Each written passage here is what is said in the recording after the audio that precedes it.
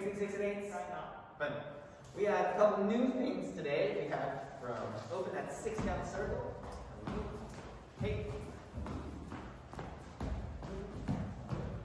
Okay. We talked about how that one's really linear compared to the 8-count circle, which is really roundy. And then we have that little side pass variation. Okay. Catch. Send it back. We talked about how followers, you want to kind of assume it's going to be a side pass, so you can get that side Z almost triple step and maybe catch it sideways. And also make sure you don't collapse on yourself, so you hold it like this. Okay. All right.